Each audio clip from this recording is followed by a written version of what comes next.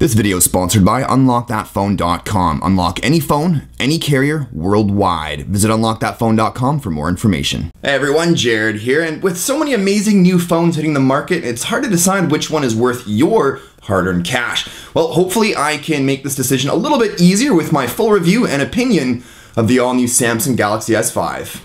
Well, another year, another Samsung Galaxy S device, and at first glance, it really doesn't look all that much different from the Galaxy S4, but if you spend just a few seconds looking, you'll see some minor but still noticeable changes. Now, looking at the front, Samsung has upped the display size from 5 inches to 5.1 inches. I know, wow, right? It's still a beautiful 1080p Super AMOLED display, but now it only has a DPI of 432 instead of the 441 on the Samsung Galaxy S4 because of that small screen size increase. Is it noticeable?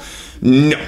And instead of the back and menu capacitive buttons that were featured on the Samsung Galaxy S4, Samsung's changed it around and removed the menu button and replaced it with a recent task button. But don't worry, long pressing the recent tasks button is now your new menu button. And let's not forget about the fingerprint scanner. So it's there, it's a thing. It works, but I'm not a fan of the execution.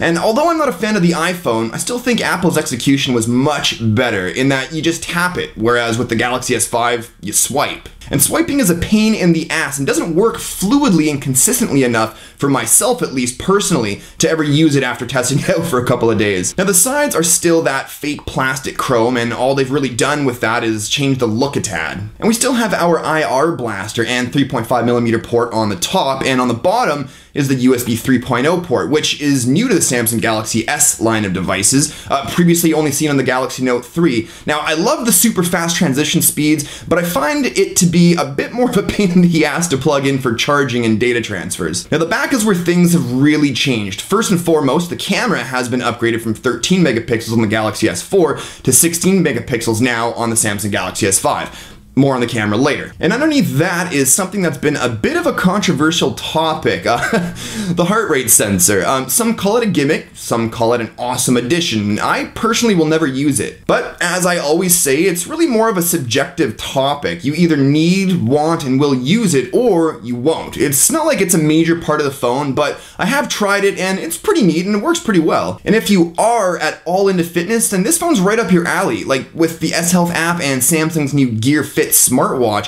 I think you'd be impressed with how Samsung does fitness. So I'm pretty sure by now you've noticed that the backing has changed. The slimy glossy plastic back is gone. Not sure why it took them until the Galaxy S5 to change this, but I think I speak for everyone in saying that we're glad they did. And to be honest, in my opinion, it feels great in the hand despite all the Band-Aid jokes. So diving into the software, TouchWiz. You either love it or you absolutely despise it, and I'm actually interested to know which category you all fall under, so sound off in the comments below and let me know. Now when it comes to myself, I don't mind it, but I'm not a fan, but since using the Samsung Galaxy S5, my feelings towards at least the look of it have changed. Previous versions of TouchWiz to me felt like it looked too plain and had this sort of industrial, non-consumer friendly feel to it. Now it seems a lot more pleasant on the eyes, and the settings menu looks light years better than it ever has, and I really love how they give you 3 options to choose how the settings menu is laid out. But it's always felt oversaturated to me. There's just too much going on there, and they've made it even worse now. I mean, just look at how bloody long the list is. But as you go down the list, you'll see the applications section, which to me, in my opinion, is a pointless waste of space and just adds to the saturation. I mean, if I wanted to go into call settings, I'll just open up the bloody dialer app and make my settings there. So the Samsung Galaxy S5 has this cool new feature called Download Booster. Basically, with this feature enabled, if you're downloading a file larger than 30 megabytes and connected via Wi-Fi, your data connection will kick in and share the labor, allowing for a much faster download speed. And in addition to the Download Booster, we now have Ultra Power Saving Mode, similar to the new HTC One M8's Extreme Power Saver. I think I like how Samsung executed it a little bit better. And yes, it pretty much shuts off everything except core functions like phone calls, text messages, and data, as well as changing the display to grayscale, but it also does allow you to choose from a list of pre-selected apps like Twitter and Google Plus and a few others. So you can save power by a massive margin, but also stay connected. Now, as far as performance is concerned, the Galaxy S5 comes with a quad-core Snapdragon 801 clocked at 2.5 gigahertz, 2 gigabytes of RAM, and the Adreno 330 graphics unit. So all things considered, it's a fast phone. I mean, once an app is launched or a game is played, you're gonna get great performance. It handles large workloads very well, but to me, and pretty much everyone else, performance is also determined by the day-to-day user experience. And I have to say, I'm not impressed with the day-to-day activity performance. To be fair, it's not always noticeable, but when jumping in and out of settings options and launching apps, there's this sort of 1-second delay. Again, it's not always noticeable, but after using and reviewing the HTC One M8, with the Galaxy S5 having a Snapdragon 801 and 2 gigabytes of RAM, just like the M8, we shouldn't really be seeing any of this, should we? So the camera, 16 megapixels of awesomeness.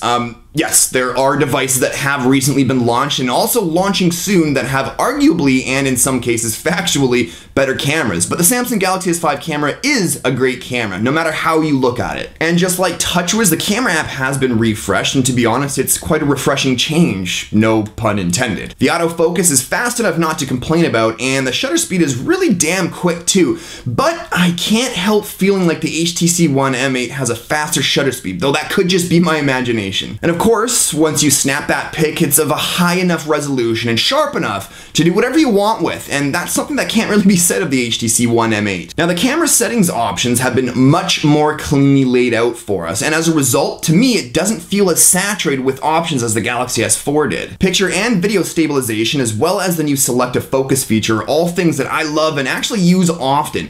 And if you want to get out of auto mode, there's lots of options to change around, which I love, and I'm sure others will too. But getting back to that selective focus feature briefly, I have to say I personally think Samsung did a better job than HTC did, and all without the need for a secondary depth field camera. It just seemed to work more consistently than HTC's version, and of course you get the added bonus of a 16 megapixel picture instead of 4. And also, because of the new Snapdragon 801, we get much better 4K video recording performance. I mean, seriously, a huge improvement over what we saw in the Galaxy Note 3. Now don't worry, I haven't forgotten about the IP67 water and dust resistant aspect. I think it's awesome, and because of that and the camera, the Galaxy S5 will most likely be my I'm going traveling or I'm going to do something outdoors type phone. A screen protector, case, and the IP67 certification means that if I'm going to be in situations where my phone might take a beating, I don't have to worry as much. But don't think for a second that it's a free pass to blast water at it or go scuba diving and take some neat pictures. Because in addition to other conditions, the IP67 certification only means that it can handle up to 1 meter of water for 30 minutes. Now, when I say 1 meter, that means that's how much pressure of water it can safely withstand before water starts to push its way into the device. I mean, let's face it, the only thing that's waterproofing the phone is a snap-on plastic back with a very thin layer of rubber lined on the inside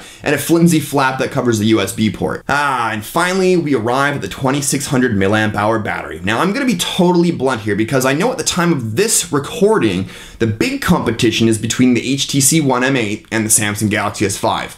And the Samsung Galaxy S5 gets better battery life than the HTC One M8. I'm sorry, HTC fans, it just does. At least in my experience with these two devices, which blows my mind because TouchWiz has so much more going on than Sense 6 does. With my usage, which I would call moderate, not heavy, 2 Gmail accounts pulling in emails, Wi-Fi data, and GPS always on, and screen brightness set to maximum pretty much all the time. Text messages all day, the odd phone call, and the odd 5-minute YouTube video while I'm pooping. I can say the Galaxy S5 definitely lasts me all day, with usually around 20% or more left over by the end of the night, that being around 11 p.m. So, conclusion time. Is the Galaxy S5 worth your money? Well, if I had to pick only one device right now between the HTC One and the Galaxy S5, for all the awesomeness that the HTC One M8 is, I'd have to go with the Galaxy S5. Let's put it this way. The Galaxy S5 isn't perfect in any one category, but it's great at all of them. I still have yet to get my hands on the LG G3 or Sony Xperia Z2, so this is based on the big guys that are available right now. And even though it's no HTC One M8, the Galaxy S5 looks decent enough and is more comfortable to hold in my hand than any other Galaxy device I've ever used. And because it isn't as attractive as the HTC One M8, I don't mind using a case on it at all, whereas with my HTC, it looks so good that I just can't bring myself to using a case with it, and as a result, greatly increases the chance of me damaging it and ruining the look. The camera is mega versatile and shoots great quality pictures and video. There's no arguing about that, even though I'm sure many of you still will. And although TouchWiz is still a thing, it's been vastly improved and both looks and feels much more user-friendly regardless of the performance delays I've experienced. Besides, I highly doubt the average user will even notice. I think the download booster and ultra power saving features are an awesome and very welcomed addition, and although I can't go scuba diving with it if I wanted to, with it being water and dust resistant, I feel so much better about bringing it out with me in any situation. So again, it's not perfect in any one thing, but it is great at almost everything, making the Samsung Galaxy S5, in my opinion, at the time of this recording, the best all-around device you can get. But again, I'm still waiting for the other devices to drop, so we'll see what I think then. Well, that's it for this one, guys. I hope you liked the video, and hopefully it helped your decision making, though I always encourage everyone to check out other people's reviews as well. If you did like the video, do me a solid and click the like button, and if you're new here, subscribe for more videos and all the giveaways I've got going on right now and in the future. And as always, thank you so much for watching, and I'll talk to you guys in the next one. Cheers.